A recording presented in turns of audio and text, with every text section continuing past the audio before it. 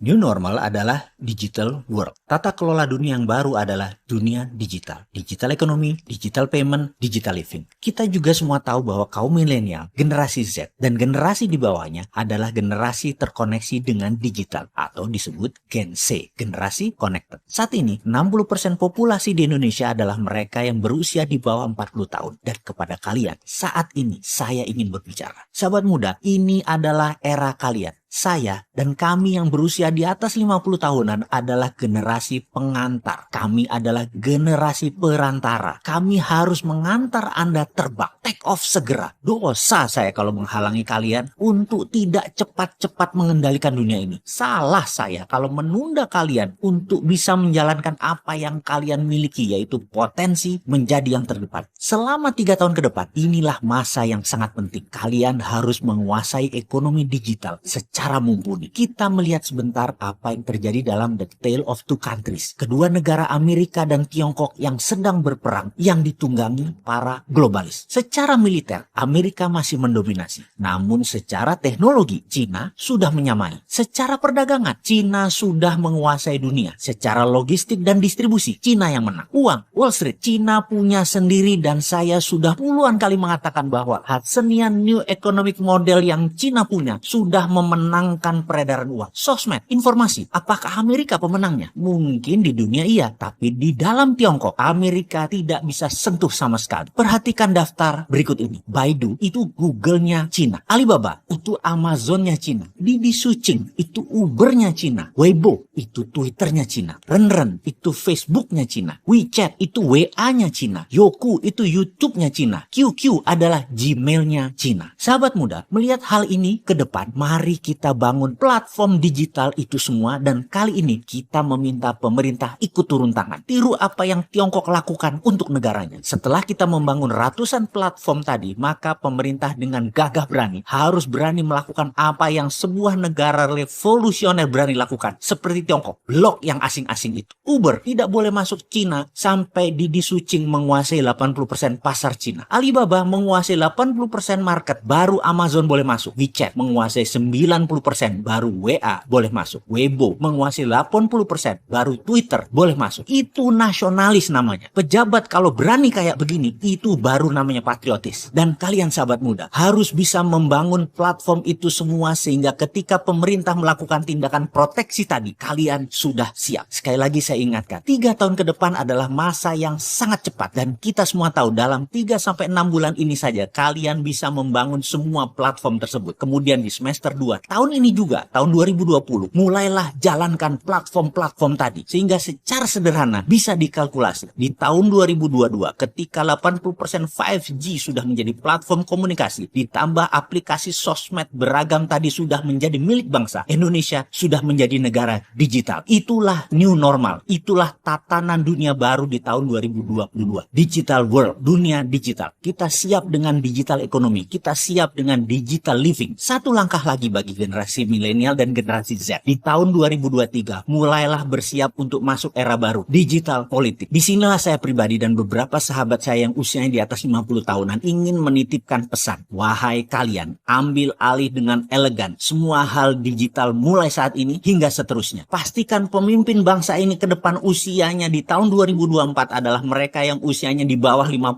tahun. Usianya di bawah 45 tahun kalau perlu pejabatnya. Juga pastikan darah baru segar. Jangan yang itu-itu lagi. Jangan orangnya yang namanya yang kita kenal yang itu-itu lagi. Kalau mereka juga pasti masih ada campur tangan penguasa lama. Generasi kalian yang milenial adalah pemimpinnya. Lupakan manusia pendosa semacam saya ini. Lupakan mereka yang terus ingin berkuasa walaupun ternyata tidak membuat bangsa dan negara ini lebih baik. Sekali lagi, jadikan hanya sebagai referensi nasihat-nasihat kami ini. Bukan jadikan dewa kata-katanya atau pelajarannya untuk generasi kalian. Saya hanya akan membuat 1000 video cara cerdas bernegara. Dan kalian sahabat muda harus belajar lagi dengan ribuan literatur dunia terbaru. Buatlah desain baru negeri ini. Jangan pakai otak kami yang sudah tidak terbukti dan tidak membuat orang semua sejahtera. Saya yakin semua senior pasti legowo melihat apa yang kalian lakukan selama 3 tahun ke depan. Kalian memantaskan diri kalian untuk memimpin bangsa ini secara konstitusional. Dalam 3 tahun ke depan, jika kalian tidak mengambil peluang ini semua, juga tidak berkarya apa-apa, maka saya di tahun 2023 pasti akan menghardik kalian. Kemana aja lu?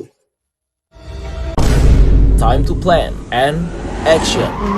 Sudah terlalu banyak isu ekonomi buruk di negara ini. Stop, saatnya Anda tahu wealth profile bisnis yang cocok untuk kepribadian Anda dan menambah penguasaan baru dalam mengelola cash flow Anda. Ambil peluang ini, ikuti Bosman Tour 2023. Solo, Malang, Tangerang, Road to Billionaire. Selamat bergabung.